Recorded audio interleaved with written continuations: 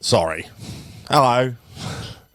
Welcome to the Motorsport Show. It's a special Sunday night edition, and my name is Phil Branagan, and I'm not Gerald McDornan. And he was supposed to be here tonight to present a special half-hour edition, episode 13B, 13.2.0 of the Motorsport Show, but he's lurking around somewhere, and I don't know where he's gone, and he's outside, and he's...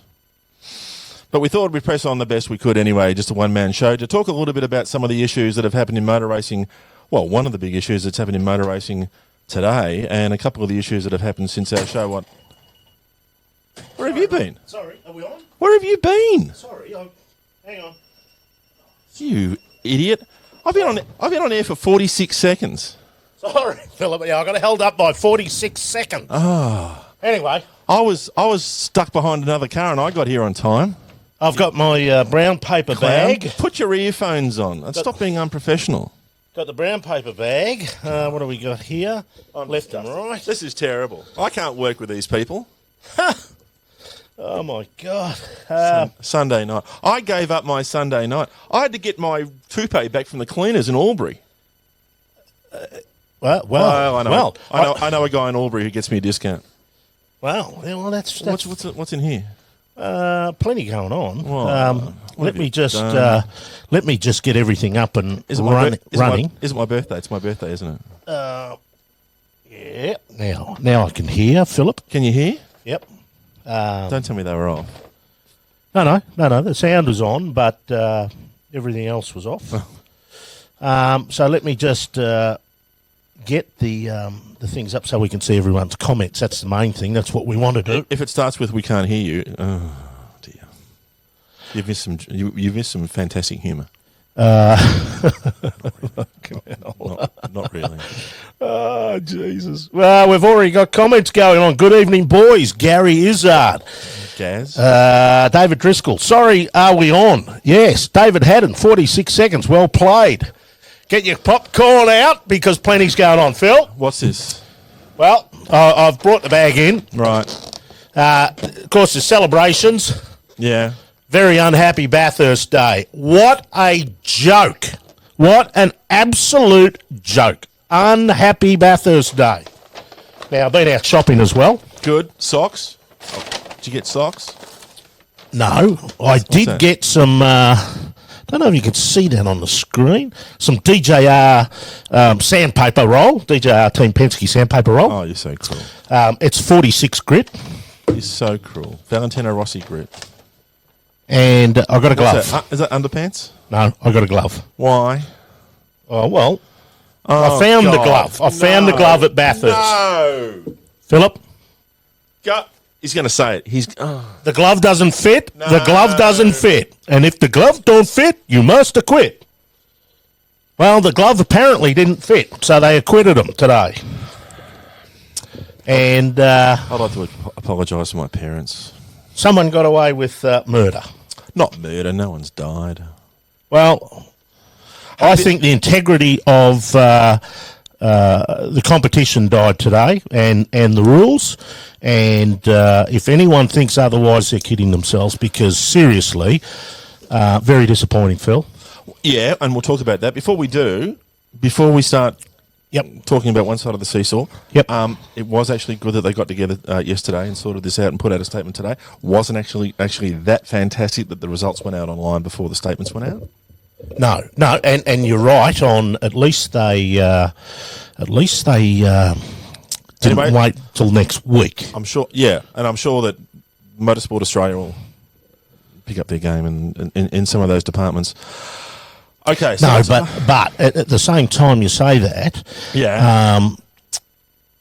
the timing was updated on NatSoft, which updated the results, which updated the Supercars results page, the same with the points, and it was about an hour later before any statement came out. So for those of you who have been otherwise engaged on this otherwise pleasant Sunday, what's happened is that there has been results of a steward's inquiry hearing in Melbourne yesterday as a result of their deliberations. Car 12 has been dropped to 21st place out of 6th place. 6th place or 5th? 6th place. DR was 5th. And the Bathurst 1000 last weekend. And there have been a 300-point penalty for the team in the team's championship, and a $250,000 fine for DJR Team Penske, $100,000 of which has been suspended until the end of 20 or 21. 21? 21. And I would say on that, Philip, Yeah. it is a piss in the ocean for the team, and that makes Bathurst the cheapest race in the world to buy at $150,000 fine, because they're not going to spend the other 100, are they? Are they going to spend the other 100 on what? Well, it's a $250,000 fine with $100,000 suspended, so they're not going to pay it. Pending another breach. If there's another breach in the next 2 seasons, they pay the 100 on top of whatever might happen. Okay, let's unpack what happened. Look, Gerald's got his view. My view is a little bit different to that. It's important that we understand that there has been deliberations, and if you've read the statement, it's 11 pages, and we've been going through it. It can be slightly confusing because there's actually 2 rule books in play here, and there's 2 different rules in play. Gerald, off you go. I'm off for 46 seconds. Because you were late. Well, what it came down, if you haven't had the chance to read it, it says the fact is that during a safety car deployment on lap 135 and 135 of race 25, the competitor directed its driver to slow down. In doing so, car 12 impeded all cars behind car 12. And the rule, Appendix B of the FIA International Sporting Code. Now, I don't know why they went to Appendix B. They could have gone to Appendix A. And the decision was that a fine of $250,000, blah, blah, blah, see Annexure A. Now, the competitor is reminded that the penalties may be subject to appeal as set out in B7.7.2 and rights. Now, as a part of the penalties, the authorised representative of DJR Team Penske accepted that a penalty in the terms recommended by the DRD is not excessive in all of the circumstances. No, it's not excessive because they get to keep Bathurst win, despite the fact that they altered the result. And seriously, you read that and read some of the responses, and you have to shake your head to understand how the CAMS stewards, Matt Selly, Chris McMahon and Steve Lisk, came to those conclusions. The conclusion. Well, we're not a party to the evidence that was presented. I will read this out, though, and this is from the conclusion at the end of the statement. We do not attribute what occurred to an impulsive, ill-considered decision by Car 12's engineer alone. In our view, the engineer was merely a conduit through whom a direction conceived by a more senior representative of the team was implemented. So that is a fairly damning comment. That pretty much means that this was a policy that was in place, and it wasn't something that was thought of in the spur of the moment by some guy who happened to have a microphone to the driver in front of him. This was something that was possibly discussed before the race, and that does not make the team look good. Look, to his credit, Ryan Story hasn't backed away from what's happened, and certainly has taken responsibility. But the fact remains that the driver hasn't had any action taken against him directly, and nor have any of the personnel in the team. And there have been some other instances in other areas of the sport that have been prosecuted, and I point this out, under different rules in which personnel have either been suspended or barred from the sport. Most notably 2008 Singapore. Yeah, and that was the rule that we spoke about on last Wednesday night's show. Yeah. The Singapore rule where Nelson Piquet Jr. hit the wall in the Renault and did it deliberately, and it came out later that he did it deliberately, and in doing so, they then investigated, and Flavio Briatore was at that particular, about a year later, it was about almost a year to the day, in September 2009, received what was effectively a lifetime ban, and it was that they said that they would not sanction any motorsport event where Flavio Briatore had any influence or work in whatsoever. He was prohibited from taking up any active role in any team. Yeah. Now they did lift that in 2013 as well. It should be pointed out. They did, and Pat Simmons was suspended for 2 years, the team manager. No action was taken against the team.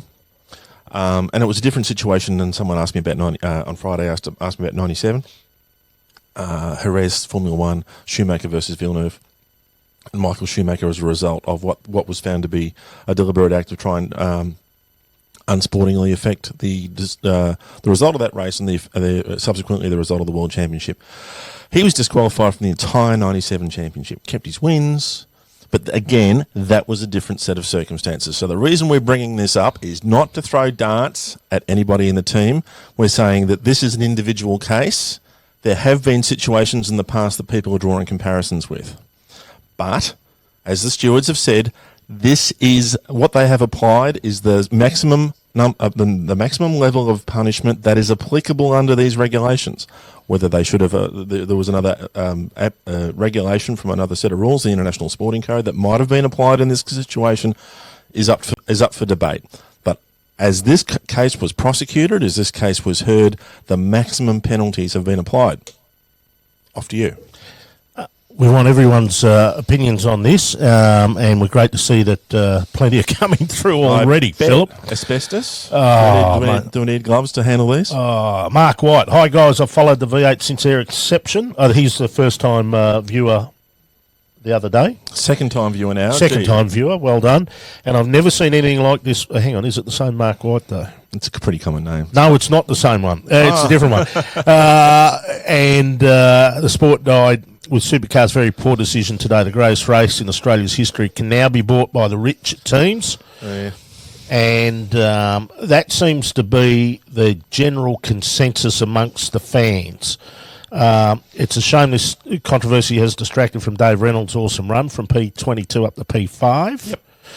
Was a good effort. Where did Fabs finish the race before the demotion? He was in P6? sixth. Yeah. Sixth? Down to 21st. So he's effectively the last finisher of the race. Yes. So, which is the funny thing, Phil. Yeah. How can you be penalised twice? He received a drive-through penalty. It was reviewed after the race, and that's why the personnel from the team were called to the steward's office at 7:30 on Sunday night. It's in the preamble on the steward's report. Jake Wilco, 250 grand is 25 cents to Roger Penske. As I said, No, it's 250 grand. It's a piss in the ocean. I mean, 150 grand would have been the jet fuel coming to Australia for the race on the G550. Wouldn't know. So, and on that though, and I spoke with one team co-owner today, and who's one of the cars that was affected and missed out on having the chance to have a win. And that particular team owner, who would love to have come on the show but had to bite his tongue, he said a Bathurst win is worth more than $500,000 to the team. Now, I've sat in arrangements while a $500,000 cheque for winning Bathurst has been handed over as a bonus. Okay. Most of the teams, and I'm sure DJR Team Penske, would have had a $500,000 plus bonus written into their sponsor contracts, without doubt. I've sat there while cheques have gone over for winning, bonuses. Okay. And the team owner today said with their bonuses that they have, plus T-shirt sales, plus model sales, plus re-signing the sponsorships, a Bathurst win is worth more than $500,000 to a team. Now, it's also worth pointing out that on the show on Wednesday night, we spoke about the speed of the cars under safety car, specifically 888 and 17 on lap 135. And seems to have gone amiss. Well, this clearly wasn't part of the steward's hearing, so there has been no action taken about that. But I would imagine when there is a driver's briefing this weekend somewhere in the Gold Coast, when the DSO gets up and has a bit of a chat with the drivers about what's going to happen, I wouldn't be surprised if that was underlined in red ink, because that rule is there for safety reasons, and clearly whatever was happening at Bathurst, it wasn't particularly enforced in the Bathurst 1000. But of course, we saw the Bryce Fullwood incident in the Super 2 race on Saturday. So there's a bit of sorting out to do on that. Craig Smith says double jeopardy position for Team Penske now. It's only $100,000 the next time round that they do it. Double jeopardy means you get tried for the same thing twice. Well, what he's saying is that they're only going to pay the $100,000 next time, aren't they? Because it's double indemnity. Yeah. Well, Barbara Stanwyck, Fred McMurray, Darren Edgerton. Unfortunately for Scott, this win will always have an asterisk next to it. And absolutely. And the sad part is, if Scott and Alex Prima, they're the crickets. He was cranky because he didn't come to dinner. When he stood me up and my wife up for dinner in Las Vegas that he arranged. I can understand standing you up for dinner, but not your wife. If they weren't aware of the code, of the script, and they have believed they've won the race fairly and squarely, sadly, what's gone on absolutely overshadows what they've achieved, and it's only come about because of the actions of the team, of which they have been found guilty of unfair conduct. One of the we encourage you to download this and have a bit of a read. A peculiar feature of this matter is that the team radio communication from Car 12's engineer, the driver of Car 12, that in the communication, the engineer mispronounced debris as Debris. It was a bit multi-21, wasn't it? It was a bit chewy. So look, the teams will sophisticate their way around that. I'm sure there will be.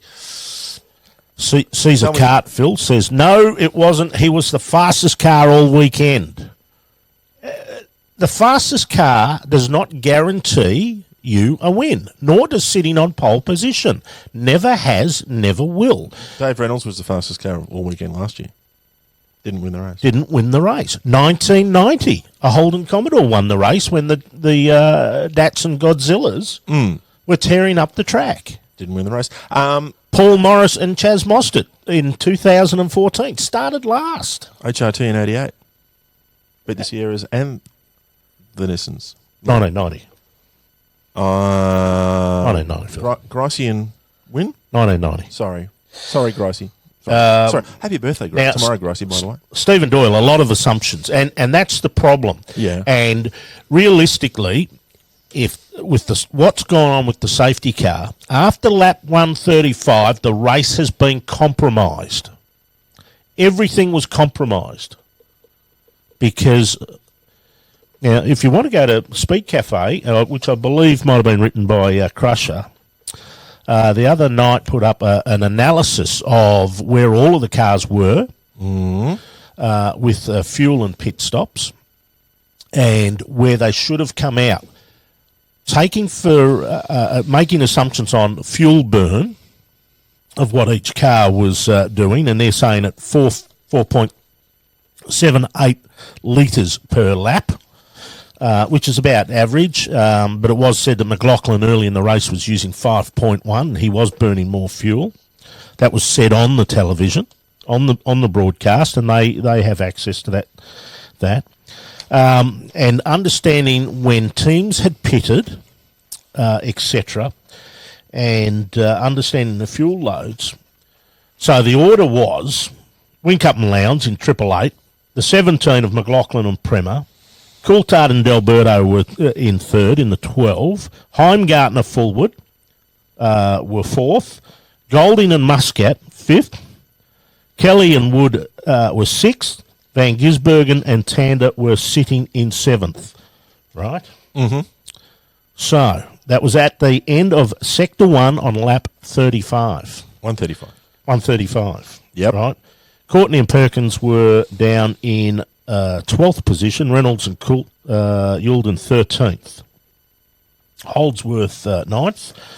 Now, they have actually worked it out, and using the what we know that 97 was likely to go around. Yes, the team has already said. Hay has already said that post race. Indeed, we heard it on the radio. Yep. So we heard it on the radio. We think we're going to send you around, so they could gain track position. The vital two words, track position. Mm-hmm. So they would have taken the lead. In second, after the stops, would have been Holdsworth and Randall. Right. Third would have been Pye and Luff. Mm-hmm. Fourth, Reynolds and Youlden. Now, this is using the assumption that they burn 4.78 litres per lap and that all stops went to plan. Right? So this is based on the fill time? The fill time, yep. backtrack to their previous stops. And how much fuel they needed. And clean stops. Yeah, clean stops. Clean in, right? clean out, and everything. No one's stalling it. Fifth would have been Jacobson and Fiore. Right. Sixth, Whincup and Lowndes. Yeah. Seventh, McLaughlin and Prema. So that were the orders. That was the order of the leaders. Yep. Prior to those stops, so they would have maintained the order. They just would have been moved back. And with that, all of those cars,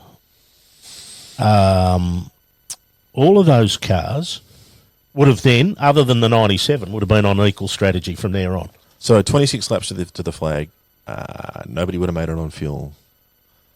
Certainly nobody leading would have made it on fuel. And there would have been a splash and go at the end. Exactly. Maybe. Because one thing that's come out of the race that people have caught up to date with, especially me, is that the fuel burn was higher than probably in previous years because they were going so fast. Now, everyone keeps going, but, the 17 car would have won the race. On the restart, he was second. If he was seventh, it's an entirely different race. Yep. Now, it appears as though the stewards, in making their decision, did not understand the ramifications of what went on. And they're saying that they can't see that the team did it for an advantage. The team knew exactly what was going on. Every team knows what's going on. They know exactly where they're going to be. Okay. All right. You're stood in a pit area. Yeah, in a garage. Yeah. Yeah, they have computerized outcomes just as the commentators do. In large degree, I haven't been in every garage during the race, but I assume they have what the commentators do because they have software that washes out everybody according to who's actually leading, as they do in Formula One. Rob Hardy says McLaughlin would have made it on fuel. It was the other safety cars that allowed the burn to change. He still would have had to have started 5 cars further back had everything gone to plan. 26 laps is a long way to go on that day at that speed. Caesar Cart says, no one's got a crystal ball. You can't predict what would have happened. No, but we know what did happen. And what happened was that the 17 got a massive advantage by its team having the number 12 car go slow. That is beyond doubt. Now, according to the stewards, they haven't accepted any of the stories about the number 12 having overheating. Yeah, well, that's interesting as well. That's also talked about in the stewards report because the very clearly the dialogue that we heard on TV about 12 dropping back was spun. Well, wasn't spun around. It centered around debris on the track that they didn't know where the debris was, they didn't know where the incident was. So show extreme caution. It very well might have been that there may have been a conversation about overheating. But I didn't hear it on the TV. All I heard was debris, debris, and show extreme caution multiple times to the driver. And the driver then, on multiple occasions, acknowledged and slowed down. So during the conversation that was broadcast, the one that I heard, didn't hear anything about overheating. There was conversation prior to that, and it is also talked about in the evidence in the stewards report. But from what I heard on the television, it was largely about debris on the speedway, as they say in NASCAR, and at no time did I hear the driver told that the car 27 was off at turn 23, which is Murray's Corner. Jason Barth has said the lap cars were trapped behind Whincup. Yes, they were. Now, the reason the lap cars were trapped behind Whincup under the safety car was because they had been held back after the stop by the number 12. All of the lap cars... After the stop, you mean? No. As the 888 and the 17 exited pit lane, the lap cars of Simone Di Silvestre, after the Nick stop. Percat. So they resumed. Scott stalled it temporarily, and in that 1 second that it took before 2 cars got between him and Triple Eight. Correct. But the only reason they were trapped behind Whincup was because they were trapped behind the number 12 across the top of the mountain. Yeah, and as we said previously, it's a common protocol. If the car was wounded, if car 12 was wounded, it's a common protocol that cars overtake. David Haddon says, I'll pay my euro fine in Australian dollars any day. Stephen Doyle, Scaife and Crompton mentioned the overheating problems. Yes, they did. It was said during the previous safety car period. Yep. And all cars have a heating problem during safety car periods because you're close to the car in front and there's no airflow. And the radiators are part of the front splitter system. The grills aren't flow through. So the air comes through under the bumper on top of the splitter and comes through past the radiator and goes into the engine. That's where the issue is, and every car experiences heating problems, overheating problems, or rising temperatures behind safety cars. They didn't have a temperature problem when they were, because Fabian was not behind a safety car. Well, this is from the steward's report. The authorised representative of DJRTP told the stewards that the team had been experiencing overheating issues with car 12. He said that the engine temperatures have been high under green flag conditions, but they had noted that during previous safety car deployments in race 25, it's Bathurst 1000, the engine temperatures in car 12 had climbed significantly. He said that he attributed these climbs in temperature to car 12 having to travel slowly under safety car conditions, notwithstanding the claim that engine temperatures in car 12 have been increasing previously when car 12 had been travelling slowly under SC conditions. The authorised representative of DJR Team Penske told the stewards that having given the direction to the driver of car 12 to drive slowly, blah, blah, blah, blah, blah, the engine temperature in car 12 had gradually dropped. So once he drove significantly slowly, it ceased to be a problem, according to that. He said that that this confirmed to the team that car 12 should continue to drive slowly. That kind of countermands what we heard. Now, we're not suggesting that it wasn't said. Maybe we didn't hear the entire conversation. At the request of the stewards, the DRD called the DSA, the Driving Standards Adjudicator, Craig Baird. Yep.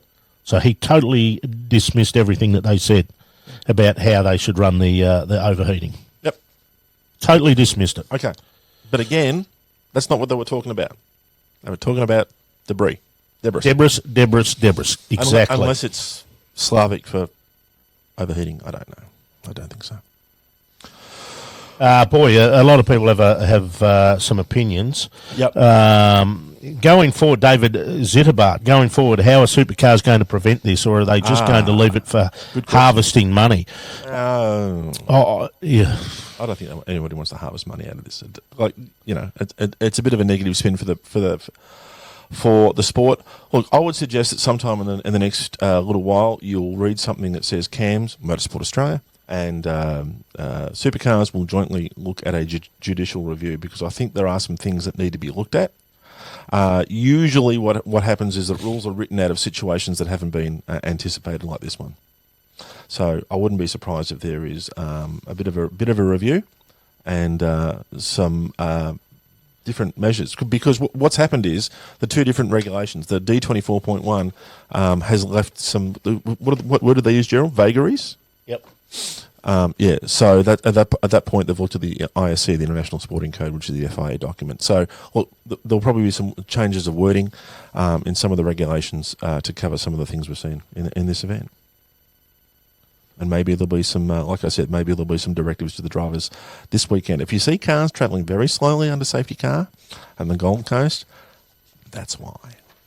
Now, what is quite amazing, though, is that in the end that they found that the team was guilty. Yep.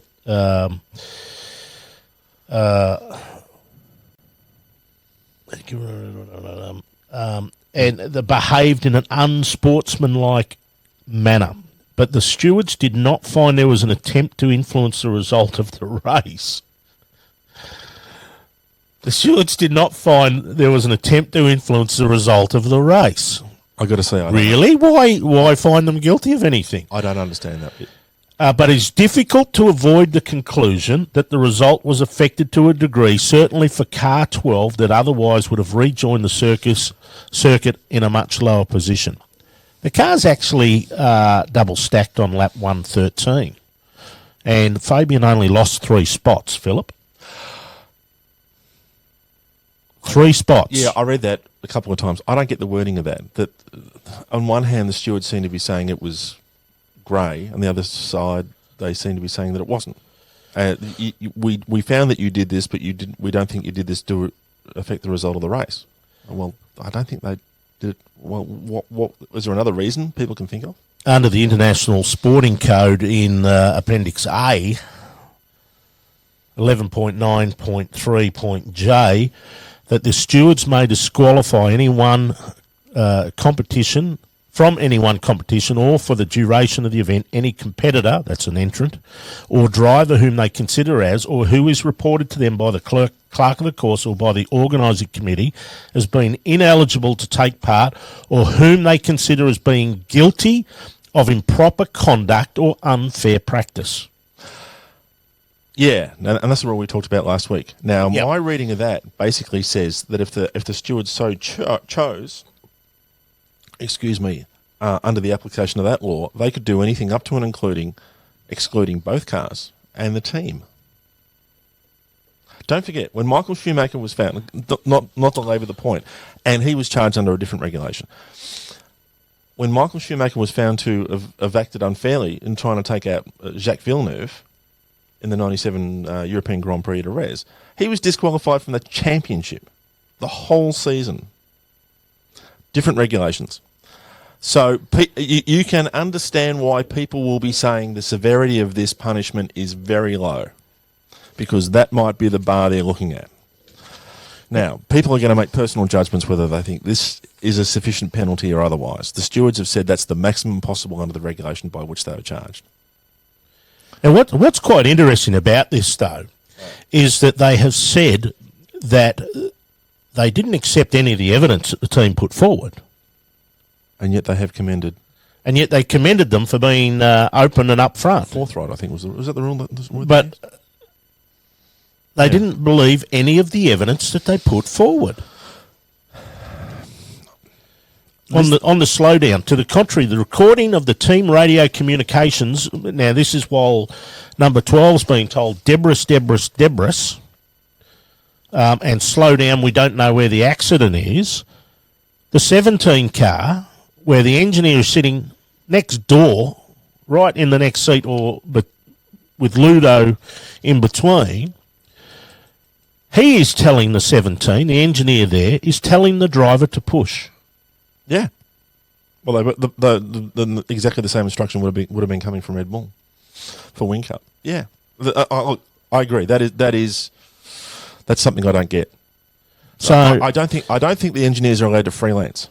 But what's happened here is that the stewards are saying, well, we're sort of half accepting that these blokes are saying they didn't want a double stack, because it might have hurt the 12's chances. Yeah, but we're not looking at how it's provided the advantage to the 17. But even if you accept that people didn't think it was going to be advantageous to the 17, whether 12 stacked or not, isn't trying to avoid a stack for 12 influencing the result or attempting to influence the result? Particularly when 23 laps prior or 22 laps prior, they had double stacked. Anyway, well, that's this is a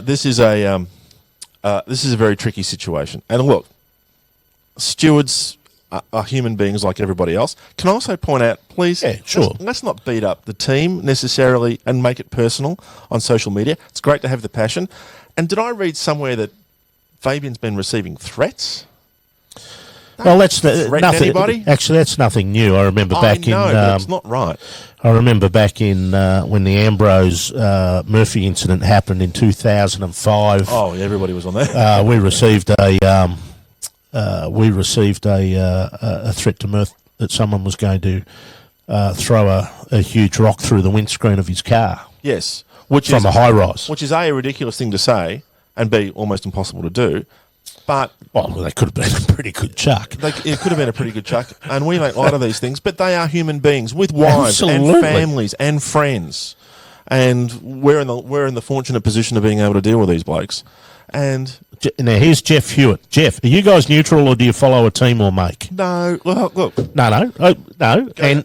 For me, it's well known. Yeah. I was Holden's PR manager for Motorsport on contract for 17 years. Prior to that, I worked with Phil at Motorsport News, and I've been involved in motorsport for 30 years full-time as a profession. Right. Holden got worth got a lot more than what they paid for out of me. And I tell you, the way we finished up with some people that aren't there anymore, I owe them nothing. And I don't have any skin in the race. And I was very happy to celebrate a victory for Scott McLaughlin. Yeah. And from my own point of view, I grew up in a household without a car until I was a teenager. So we never had a Holden, never had a Ford. And even when I did have cars, I was never a Holden guy, I was never a Ford guy or a Nissan guy or a Mazda guy or a Suzuki guy. I've owned all those brands of cars. And I got involved in the sport 35 years ago, and I've been full-time for 30 years. Now, in my personal life, there are people I like in this sport and there are people I don't like in this sport. And this guy's kind of sitting on the fence. It depends on what day you get him on.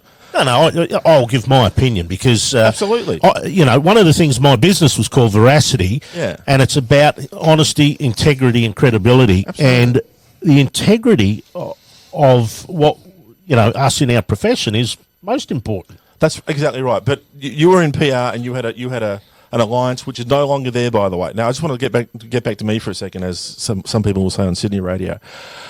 Working as a journalist for 30 years, as a former editor of Motorsport News, as a former editor of Auto Action, as a long-time contributor to publications right around the world, I don't have biases. So who wins professionally? He drives a Suzuki. I do drive a Suzuki, but who wins? I don't. It doesn't materially affect me. It doesn't matter. I write anyway. So professionally, no, there are no biases. Personally, my biases are aligned to people I like and some people I'm less keen on. But generally speaking, so far as I know, I don't have any mortal enemies in the pit lane. So I am neutral. So look, I absolutely get that people have brand loyalties and team loyalties and people they like and people they don't. I don't. I can't afford to. It's not my job prevents me from having that. And next weekend when I'm at Phillip Island watching the bikes go around, Marquez is a work of art and we're seeing the best in the business. But if it's a great race, I'll go home happy no matter who wins. Rant over. Paul Murray from Sky News has just said my mic is very hot. I'm sorry.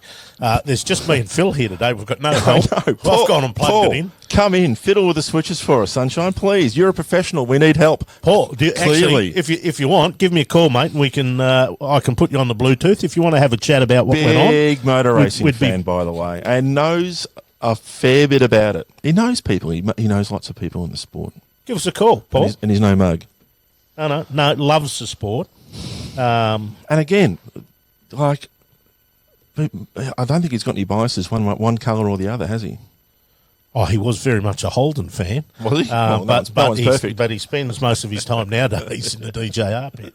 DJR team Penske pits. Yeah, didn't see him. Gets on very well with Ryan's story. But, okay. We're happy to hear some input there. He's a good bloke and was a part of the coverage too on KO and Fox Sports. I didn't bump into him. I didn't see him about this, but I wasn't spending a lot of time in the garage as I was. Definitely there. Writing things down. Good to see him. And one of the good guys in the pit area. So, Paul, if you're still watching, give us a call. Yeah. And we're happy to chat about it. He's probably not allowed to. He's probably got some sort of exclusivity deal with Fox. V8, V-E-A-T-E, says this is rubbish. Get stuff, V8. If you haven't got the balls to put your own name on there, fuck off. Oops. Dickheads like this, Philip. It's not rubbish. Dickheads. See you later, mate. Delete. It's well, some would say uninformed, but it's certainly opinion. Anyway. And Kingsley Edgar, former Holden Racing Team employee, but also former Nissan Motorsport. Knowing someone committed a crime and prosecuting them are two different things with enough evidence. Yes, these guys have been found guilty, and their evidence was discounted. Yep. And they got away with some of the evidence was discounted. Yeah, nearly all of it. Look, we wished we weren't on the air tonight. I'd rather be at home watching The Masked Singer. Anyone would. Is it on tonight? Or Sunday night on Channel... Oh, it is Sunday night. We're missing the block. But we should thank everyone for tuning in too. Yeah. By the way, Wednesday show. Yeah, Wednesday shows our best ever numbers, over 40-odd thousand views. We even led the Dude and the Enforcer up until today in views. I know they went on 2 days after us, or 2 nights after us, but we actually thought that they'd blow us away on the first day. But No. took them 2 days. So And they will pull steadily ahead of us now. And I had a good long chat with the Dude today, and he's of the same opinion. Absolutely of the same opinion. They'll talk about that on their show. Let's not preempt anything they might say. And they will talk about it, but he was of the same opinion. And some people take the view that we must be mortal enemies with Paul and Russell. No. We're not. Well, so far as I know. Colin Bow, does the Bathurst issue negate the underarm bowling incident? The underarm was legal. And that was against New Zealand. It was legal. Yeah, it's true. It was in the rules. Yeah, and it was a lack of support for the captain of the team from what's now Cricket Australia at the time. What's this say? Go watch the Telly Boys, says Rob Hardy. Okay, all right. We will. In a minute. Steve Grennan, underarm was legal, though immoral. That's right. Well, it was a low point for the team. John Aquilina, I am sad. So are we. Because I think that a pall has been cast over Australia's great race. And like 87, it just shouldn't 88. happen like that. Go back 3 decades, or in 87, when all that crap had to be sorted out with those bloody Swiss taxis that came out, and it just dragged on and on and on. And Gavin Druitt says time. the Enforcer and the Dude have nothing on you boys. Oh, thank you. Apart from a few zeros on their super funds. They're good blokes, and we get on very well with them. Absolutely. Well, certainly the Dude. Do you know how long I've I've known those guys? 30 years. Ever since Paul came into Formula 4. And Russell at the same time. David. That was a great year, by the way. Hang on, where's this one went? David, David with an S. Schulderman said, can the FIA review and have another hearing? I don't believe so. think so.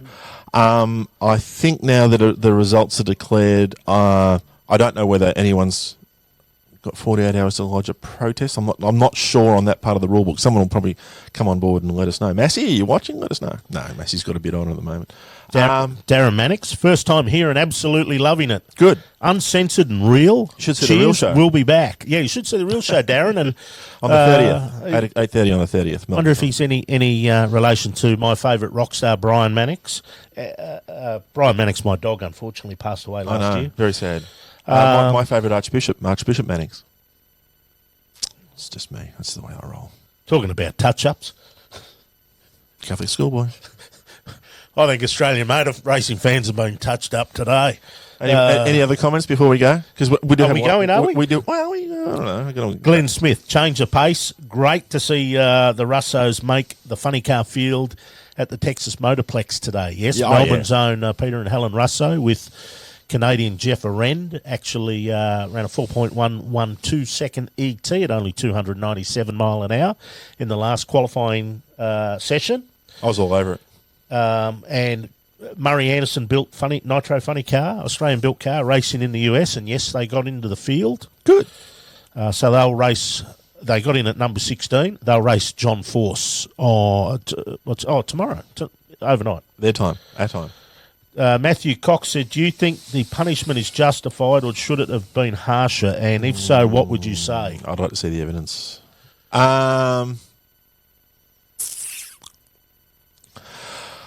In my mind, it's not what I was expecting because I was also thinking there might be something on the speed of the cars, under safety cars. So yeah, I'm going to take a while to process this. I don't want to sound like I'm sitting on the fence. It's just you're never going to satisfy people. And look, professionally, I don't have any skin in the game. But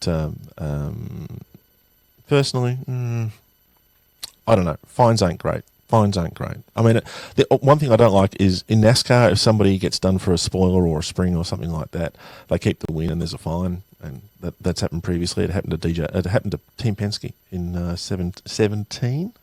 One of the races, crew chief got suspended for 2 weeks on the 22 car, the Logano car. I don't know. And you clearly think it's not strong enough. No, I think they should have been disqualified, the team. And it's sad to say it because I would have enjoyed celebrating a hard, well-earned victory, what should have been a well-earned victory by Scotty McLaughlin and Alex Prima. but the race was tainted by what the team did. And because of that, they influenced the outcome. And it would have been a very different race on the restart. And it was unfair what they did.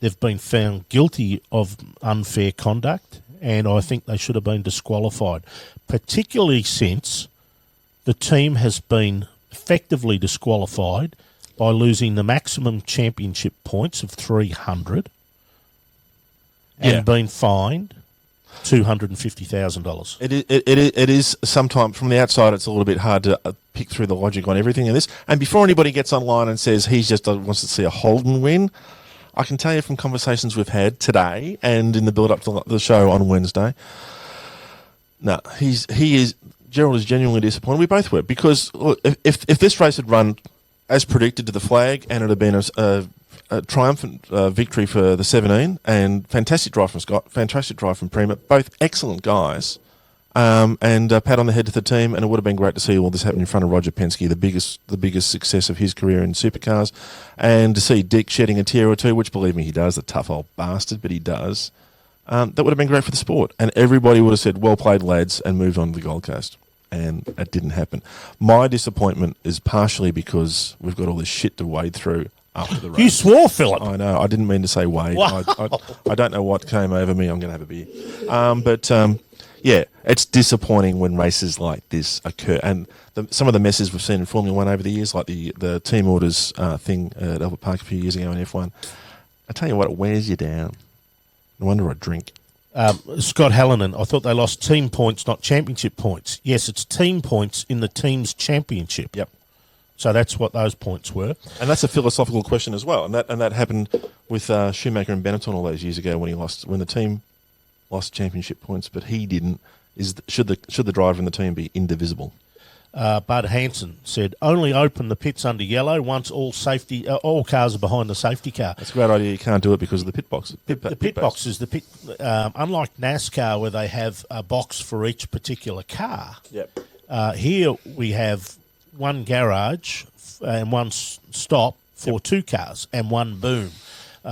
So it makes it impossible. Well, not impossible, but illogical, because every car is going to have to double stack every stop. Yeah. Every second car is going to have to double stack. So, the way that it works out now, that then takes a lot of the strategy out of it as well. So, yeah, that means if your favourite car's a lap down, it's going to stay a lap down. Interesting comments online from Damien White, the former. Yep. Hey, Ice. I'm not sure if he's on Facebook, but he said, Dear CAMS Motorsport, sure, ignore rule book pendants like me, ignore team owners and ignore sponsors, but ignore the fans at your own peril. Pendants? Oh, pedants. Sorry. Pendants. He's book pendants. Yeah, I know. Pedantry. You have completely misread this one and put at risk the integrity of Australia's greatest race. Look, fair point. That was a guy who was erroneously connected with the Sydney team for a while there. Has been involved with the discussions, I believe, but I don't think he's going to be the CEO of the team. Gavin Druitt said, we don't need to change the rules. We just need to action them appropriately. Correct. Well, they did action rules. Our discussion tonight has been largely about which rules. Sean Mann said, should CAMS come out and publicly explain the charges in detail? They are available on everything's a bit hot tonight. They are available on the CAMS website. Yep. And look, it is a bit of legalese. It has to be. Brett Barclay says, what are you drinking? Frothy. Beer. It's a beer. I've got a bourbon and Coke. It's a beer. I would normally be having a beer about tonight, so sitting at home with my family instead of sitting here not being romantic with him. And our numbers are very good, so we appreciate everyone tuning in. And look, it was I was actually out all day and suddenly get a message from this idiot. Do you feel like doing a show tonight? This is a matter of this is an indication of how seriously we take this, and we don't expect everybody to agree with us, which is clearly the case. But I don't care if people agree with me or not. Yes, you do. No, you don't. Yes, you do. Andrew Frood said, who do you think would have won had the incident not occurred? 7-8. The Frood. Well, I've got a text from Jack Perkins. He was adamant that with the fuel and everything, They were should have won. right in the fight. They should have won, and he's adamant of that. My question would be whether and look, there's safety cars in the last 30 laps all the time, and safety cars often follow safety cars. My question would have been, I don't know whether that car's quick enough. It's half a second away still. Dave Haddon, the precedent has been set for other teams to try again next year if it works in their favour. Barry Ryan from Penrite Racing, Erebus, said on the Daffy Reynolds show... Under the bonnet? Below the bonnet. Below the bonnet. Below the bonnet. Do they wear bonnets? Do they genuinely wear bonnets? It was it's actually a good show. A bit fruity. I had a great listen to that the other day. But Barry Ryan said on that, he said that if they were to fine them $500,000 is cheap to win Bathurst. And I asked him to come on the show tonight. He said, look, he's got to bite his tongue because he wanted to say, what he wants to say he couldn't say. But he said, look, if that's what it is now, everyone will just organise a wildcard entry for Bathurst and send out a sacrificial lamb. Yeah. I reckon that's where 1.1.9.j kick in. I don't What's think that one? That's basically the one that says you can't act like a dick. Well, yeah. And that rule. Well, who act like the dick by doing that? Now, this is the bit that I find hard to believe, that the team representative told us that he didn't give the direction and had no knowledge that it had been given. Yeah, but you're talking about third parties going out and taking out an opposition car. And the engineer has said, he's acted alone. Oh, yeah. He's just cost them 150. It's a bit like Joe Tanto in Driven, isn't it? You reckon he'd paid 150 back? Who? The engineer. Doubt it. I don't know. But they said no. What they were doing was a script. The fact that we're sitting here after all these years, after 30 years of going to Bathurst and seeing cars whiz around, the first time this set of circumstances has come up makes me comfortable that it might not happen next year or the year after, regardless of change of circumstances. Yeah. Caesar Cart. Perkins is dreaming. Barry Ryan is jealous. His team is in disarray. No. Oh, yeah. Gee. Wow. Yeah, they really are. Bathurst winning front row last year. Yep. They must be shitting. Rob Hardy. WAU car was nowhere near fast enough to win, in my view. Track positions. Track position. Yeah, and around there, JC, hard to get past. Look, I think the 17 or the 88 Triple 8 might have got past him, but it would have been a big ask. Tagged the wall, but the Triple 8 couldn't get past him. He done really good. Yeah, he had Jamie behind him. He done good. Someone said, what red wine are the stewards drinking today? Don't know. I don't know. It's not a work day. They can drink whatever they want. Please don't close pit lane. Why can't we have one team car in at any time unless someone is in the garage being attended to? From John Aquilina. Well, that just sort of wrecks the race. Yeah, and stacking, good or bad, it's a part of the race. And sometimes cars come back. Didn't Lowndes come back one year from stacking twice and to win the race? No. I'm trying to remember. Or Jamie. It's one of the Triple 8 cars got stacked. Cameron Bella says, what happens to the 250k? It goes to supercars into their... Cameron Bella from 944. Cameron? I don't know. What happened to the what? 250Ks? Yeah. It goes to CAMS, and it's also written in the statement. It's also mentioned on CAMS' website. They use that. It goes into their road safety activities and educational funds. Tarek over there in Dubai. Tarek! Hello, mate. Hope you're well. He said, a very poor decision by CAMS. Yes, the 17 was quick all weekend and didn't put a foot wrong. However, what the team did clearly did affect every position. Oh, fuck, where'd that go? Paul Murray, you don't get to say that, do you? Jesus. Don't get to say that either. The dude says, get off the fence, Phil. Tarek, your comments. Go on. There's a balance in the show, dude. Yeah, shit, lucky we're not on a seesaw, otherwise you'd be sitting up in the air. It'd take a lot of weight to get me up in the air on a bloody seesaw to give you the tip. Rob Hardy says about the 22, Courtney. Crompton said they wouldn't finish when Courtney tagged the wall. Well, yes, and he was stunned. Well, everybody was, because that thing looked like it was a big hit. Look, You got to hand it to the guys at Clayton. They build a strong car. Always have. Mark White. Bond slowed down to let Moffat win in 77. Yes. Not behind a safety car. No. And he didn't slow down half the field. And he said he'd never do it again. Saw Bondi. It was hilarious. There was 10 people around a replica of his car, and we were standing. The Monaro? No, the XU1, the 71 XU1. Okay, yep. And we were standing, 6 metres away, having a chat. Him, me, and my nephew and his mate, Lee. And happy as a lamb. And no one paid any attention. It was one of those Team 18 moments he was with for that weekend. Now, we should talk terrific guy. A little bit of supercar news as well. Yeah, before we go. Team 18 have announced that they are going to 2 cars next year. Well done, Charlie Forklifts. And the Team 18 team, which are based I could hit a 5-iron into the driveway. I could throw a 5-iron into their driveway. Jake Wilco, 2010 Win Cup was stacked and still came second. As I said, Fabian Coulthard stacked behind Scotty McLaughlin on lap 113 and only lost 3 spots. So Team 18. Yep. But the big news yesterday, Friday, was that Gary Rogers Motorsport has announced that it will not contest supercars anymore and will concentrate on S5000s and TCR.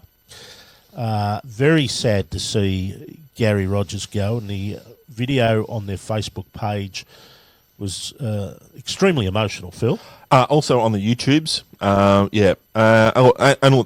let's be upfront about this. Gaz and Baz and the troops and everybody associated with the team, they're not actually going anywhere. They will go in a different series that are going to continue in TCR. They're going to continue, as you said, in S5000. I believe that they're going to run a car for Jimmy G next year, backed by Boost. This next race. Next race. I don't know if it's next year. I thought it was next year. But anyway, they will continue in TCR. But this is an end of an era, 23 years in supercars. And as I said on social media, there is, so far as I know, universal affection for everybody in the team. And they've broken a lot of young drivers and given them a chance over the years. Everybody from Garth Tander, Jason Bagwana, and Jamie Whincup, Paul Paul Dumbrell, gave Leanne Tander a go at Bathurst, McConville, Cameron McConville, Lee Holdsworth, Michael Caruso, who else? Name people: James Moffat, Scott McLaughlin. Yeah, all those guys. So look, what you see with those 2 guys is what you get. Gaz is certifiably a nutbag. He is my kind of nutbag. And any time a guy's putting on Dragon Affairs to walk onto the grid, that's the sort of team that you want. They've put their heart and souls into this for a long time, and they've had some great results. And it's been a lot of fun to be around them in supercars land, and look forward to seeing them in the pit lane for a long time to come. Just not in supercars. Terrific guys, great team. Yeah, very sad. But we should. I'll point out that Gary has always been a person that it's just get on with the job. Oh yeah, at the end of the video, ethic of him. It's look, things change. The end of the video is very emotional. Let's go to the pub. But just get on with it. And I'm sure. Look, he has some issues with supercars and the costs, and we all agree there. Let's hope some good comes out of that. But he is a person about saying get on with it, and just like he got on with things when he got rid of Jamie Whincup and got on with things when he let Garth Tander go. You just move on. Yep. And Australian race fans will still get to see him at racetracks. He's a ripper bloke, very funny. He is and Barry, but Gaz is very, very funny, and I've got terrific memories of when we took the nuclear banana to Bathurst, particularly the first year, and the second year with Brock and Murph and Bridie and Toddler, winning in the 05 with Richo and Garth and Nathan and Cam second in the 427. But I don't go to car races anymore anyway. So yeah, what would you know? Mike Farrell, when do Holden get the Camaro to make it to USA cars now? We don't have real Aussie cars now. The issue, Mike, from MASH, is that the current control chassis to adjust the roof like they had to do with the Mustang. The Mustang has a fast back. The Camaro has a notch back. It doesn't work. It'll make the car pig shit ugly. And the Mustang looks bad enough as it is. So they don't want to do that to the Camaro. So not until 2022 at least. Then there's the chat about how long is the Camaro actually going to be available. There's word in the US that they're going to finish with Camaro from 2022. So, you've got that there. Yeah, there's no guarantee there's going to be that model going forward. Good looking car though. It is a good looking car, but you know what I like as a supercar? The Commodore. Well, the Opal. Yeah, it looks good. As a road car. Yeah. Cracker. I've only ever... I haven't been in one, though. I went to a shop in one. I'd be happy to have one. In the... Had a quick drive. Oh, it's no Kazashi, but it's pretty good. They don't give me a discount despite 17 years of service and buying 6 cars and a whole lot more for other people. So you're a Holden guy? No, I've got a Mercedes. No, they wouldn't give me a right. discount after 17 years. We are brandless.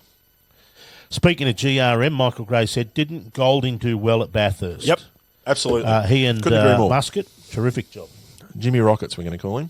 It's fantastic. And a couple of the guys that got shafted by what we're talking about. Yeah. The impact of the slowdown. Yeah, they might have been right there in the fight for a podium, which would have been great. Although it says they would have come out in 10th position. Maybe. But they would have been in there. Maybe they wouldn't have got that loose wheel. Prediction for the Gold Coast from Bud Hanson. Scott gets tagged into the wall accidentally. Oh, yeah. I know. You want a prediction for the Gold Coast? You know he's good at the Gold Coast, don't you? No. Big New Zealand bloke. Scott McLaughlin? And the SVG. Oh, not Andre Heimgartner? Andre Heimgartner's good at the Gold Coast. What's the weather forecast? Oh, perfect one day, beautiful one day, and perfect the next. If the Camaro is out, then maybe the new Corvette. It's mid-engine. Yeah, but gee whiz, that car gives me the horn. Oh, really? For 60 grand, there'll be 100. It's not going to be 60 grand here. There'll be 130. If it's 130, it's good value. Yeah. They will sell like the wildfire. Anything else? I don't know. Have we offended enough people? Well, probably. Good. Let's hope so. The Mustang is a hunchback. Is it? I've got a hunch on Mark Abby White King. says Brian Wood Toyota guy, Gerald. Yes. Oh, 1,000 years ago. Correct. Who would? Brian Wood. And hello, Peter Wood, if you're watching. Every time he sees an Avalon, he twitches. Alex that's Prima, not very GRM. Yeah, that's a good one. Alex Prima, GRM. Yeah. That's right. He had that big stack of Phillip Island. Good to see. Yeah, good to see he turned up there.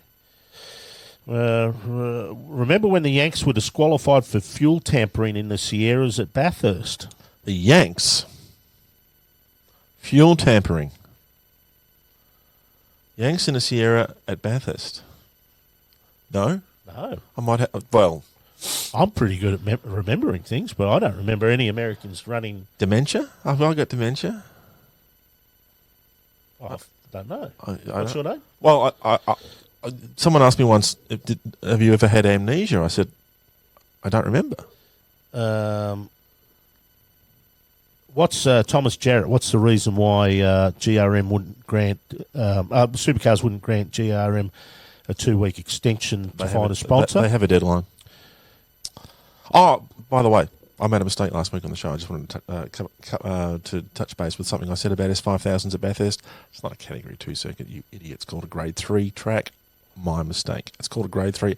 And the permit that allows racing cars like that to race on Mount Panorama is based on weight and horsepower.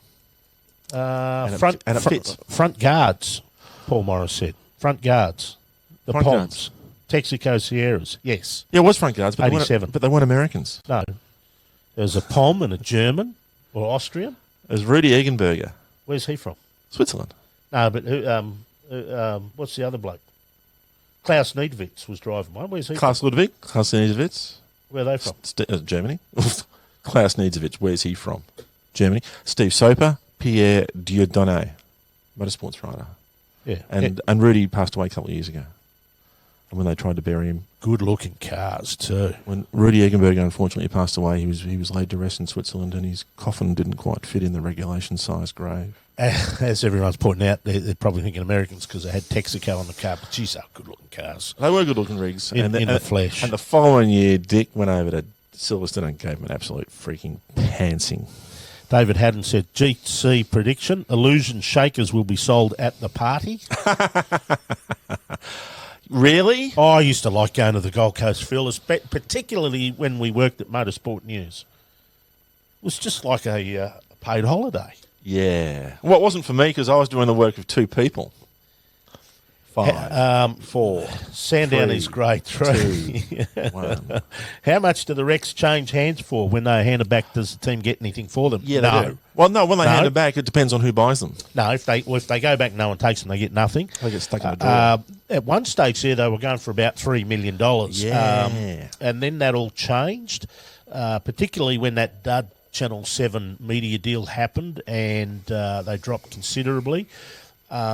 I believe now they're anywhere between $200,000 and $400,000, but you do get back about $350,000 to $450,000 per car for the year. In 2004, a team owner told me at the end of the year that the income from the wreck was $900,000 per wreck. Back then, yeah. And then he rang me at the end of January and said, "I've just got another check." Yeah, they were. It was great value back in those days. It was a different world back in 2004. Young, free. The Panama Papers hadn't happened. And John Faulkner paid $10,000 for his, yes. and that's what the price was and originally. he was going to buy a level 2, and Larry said, "Nah, you might as well get a level 1." Smartest but as Larry used to say, you used to have to spend $2 million a year to make sure that you're at every event. That's right. So it's like marrying a model. It's great value. If you have a wreck, there's no option. You must attend the race with the car. $150,000 per wreck per race, unless there's a force majeure. What's the expression, Gerald? You must know this. Liquidated damages. Liquidated damages. Not a yes. fine. All right, we done? Excuse my ignorance, says Dave Murdoch, but what a S5000? Good question, sorry. because a lot of people don't know, because I don't know who they're telling about it, bar motor racing people. Good question. Sorry about that. It's an open wheeler category. It had its debut run. It's the modern Formula 5000. Yes. So it's an open wheeler racing car, about 3/4 the size of an F1 car. It's got a stock block Ford motor in the back, about 560 horsepower. They had their first race at Sandown 2 weeks ago. They're racing at 3 weeks ago. They're racing at the Bend next, and Rubens Barrichello raced one at Sandown, and it was a good start. It's been in the works for 3 years, and it's a big banger, loud, fast open wheeler category. Stadium trucks for the next for the main event at the Gold Coast. Great to see the stadium trucks back. And in closing, this is a great quote from Michael Gray. The Texaco team cheated, not the drivers. Does that sound familiar? But what was the penalty? They were disqualified. They were disqualified. And that's the way that I believe it should have been. That was an illegal car, though. Dark day for Australian motorsport, but like Gary Rogers would say, just get on with it and life will go on. But it's a very sad day. I'm disappointed that Scott McLaughlin and Alex Premer's Bathurst victory has been tainted with a cloud hanging over it. And let's hope that the series gets its act together, and I think it probably needs to move to adjudicate these issues itself in the future and not be scared to stand up and make the hard decisions. Yep, I agree with almost all of that. I think this is a sad day for the sport, and but at the same time, the victory stands, and there's motor racing to look forward to. So look. We thought it was important enough that we came back tonight, Sunday. Can I go home now, Gerald, please? Can I go home? We can. My wife's waiting for me. If the gloves don't fit, you must acquit. Thanks for viewing. We're back on Wednesday, 8:30, the 30th of October. Enjoy the Gold Coast next weekend. Enjoy MotoGP. I'll be down there. If you see a big bloke, come and say hello. And all the best, and thanks for viewing. We really appreciate it.